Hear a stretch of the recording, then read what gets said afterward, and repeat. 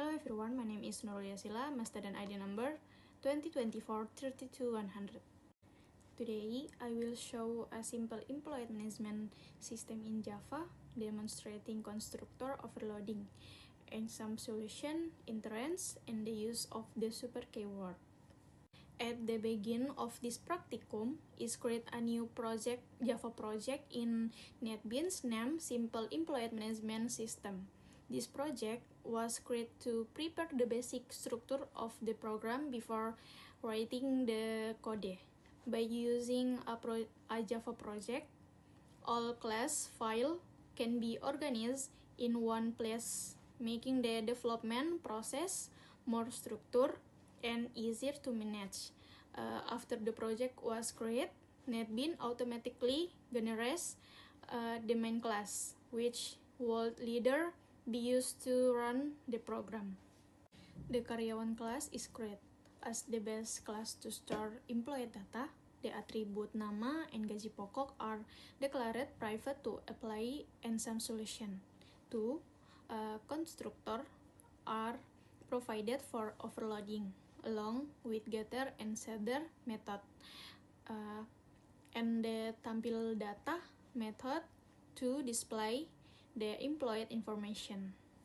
The manage class is created as a subclass of karyawan using interference. It adds an extra attribute tunjangan and use the super keyword to pass the name and basic salary to the parent class. Method are include the calculate and display the total salary.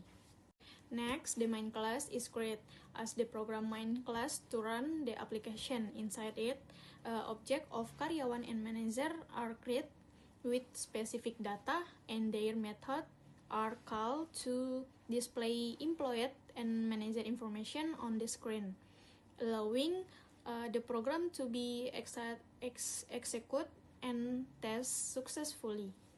In this part, I create a class called karyawan, which function as the best class to store employee data.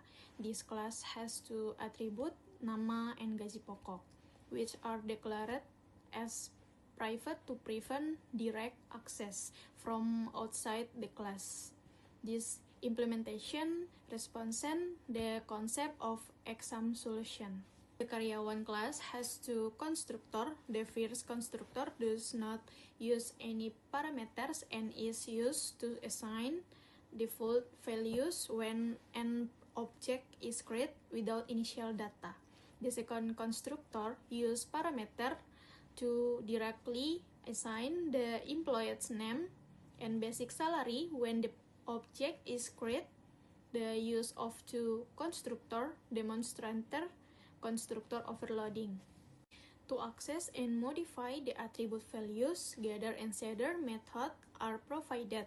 In addition, there is a method called penampilan data, tampilan data, which is used to display the employee information on the screen. This class serves as the foundation for managing employee data before being extended by other class.